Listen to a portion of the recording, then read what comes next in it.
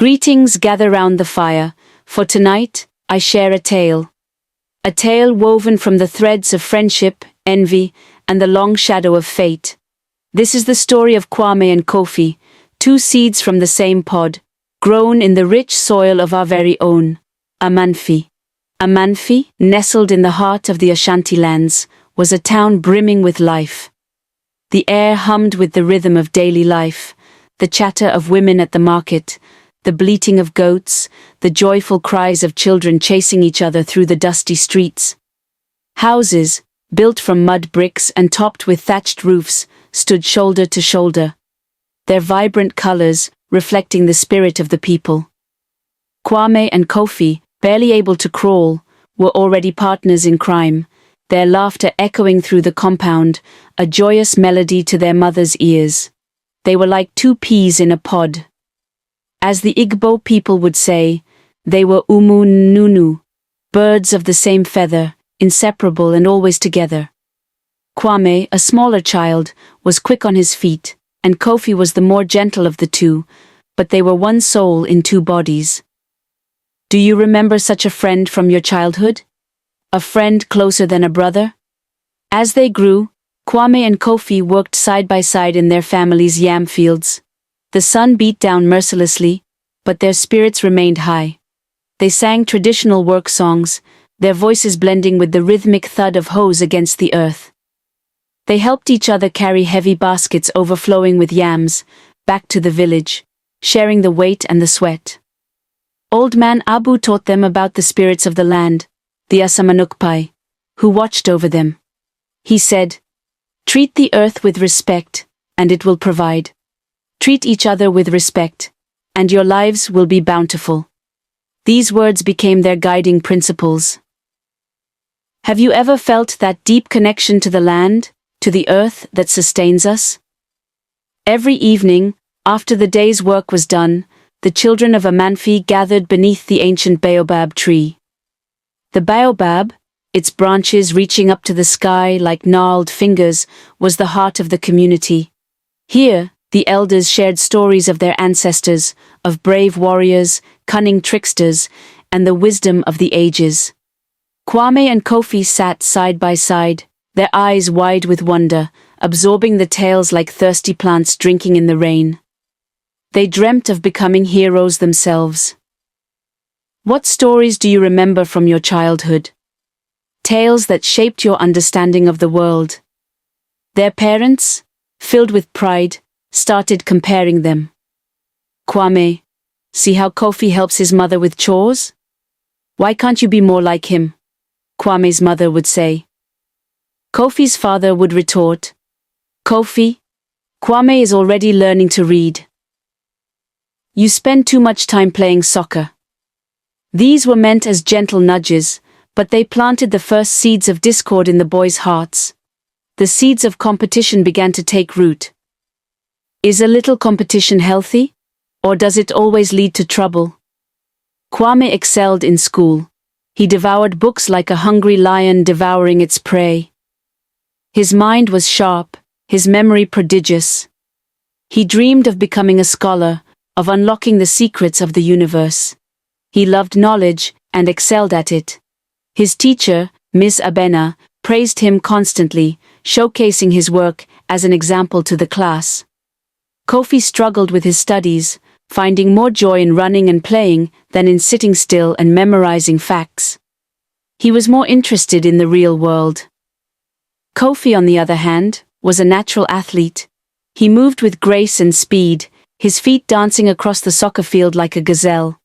The crowd roared his name whenever he scored a goal, their cheers echoing through the town. He became a local hero. His team, the Amanfi Stars, were the pride of the region, and Kofi was their shining star. The people loved him. Is it better to be admired for your mind or your body? Kwame began to envy Kofi's popularity, the easy way people gravitated towards him, the adoration in their eyes. He saw how the girls giggled when Kofi walked by, how the men slapped him on the back in admiration. Kwame felt invisible in comparison, his achievements unnoticed by the wider world. He wanted that attention, that validation. Have you ever envied someone else's success? Kofi, in turn, resented Kwame's academic success. He felt belittled by Kwame's intelligence, as if his own talents were less valuable. He overheard his parents lamenting his poor grades, wishing he were more like Kwame. He started to avoid Kwame, feeling a sense of inferiority in his presence. Is it fair to compare children to each other?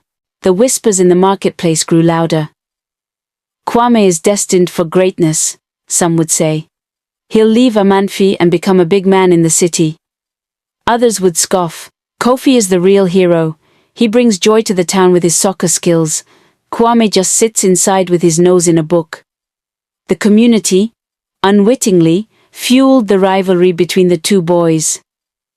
How much does the opinion of others shape our lives? One day, Kwame and Kofi had a terrible argument. It started over something small, a misplaced soccer ball, but it quickly escalated into a torrent of bitter words. Kwame accused Kofi of being lazy and unintelligent. Kofi retorted that Kwame was arrogant and out of touch with the real world. They hurled insults at each other, dredging up old grievances and insecurities. The friendship started to crumble. Can words truly break a bond as strong as friendship? Kofi was walking past Kwame's house when he overheard Kwame's father boasting to a neighbor, "My son is going to university. He'll become a doctor, a lawyer, something important. Not like some people who waste their lives chasing a ball." The words pierced Kofi's heart like a poisoned arrow. He felt a surge of anger, a deep sense of injustice. That night, Kofi couldn't sleep. The words of Kwame's father echoed in his mind, fueling his resentment. He felt trapped, as if his destiny had already been decided for him. He saw Kwame as an obstacle, a constant reminder of his own perceived failures. A dark thought took root in his mind. If Kwame were gone? What happens when jealousy consumes a person? A fierce storm raged over Amanfi. The wind howled like a banshee, and the rain lashed down in sheets. Kofi, his face grim, sought out Kwame. He lured Kwame out to the old shrine outside the town. He told Kwame they should bury the hatchet and return to their friendship of old. "Kwame, I've been a fool," Kofi said, his voice trembling with forced sincerity. "I miss our friendship. Let's forget the past and start over." Kwame, still wary, hesitated. He had missed Kofi too, but the hurt was still fresh. He looked into Kofi's eyes and thought he saw sincerity. He stepped closer to Kofi.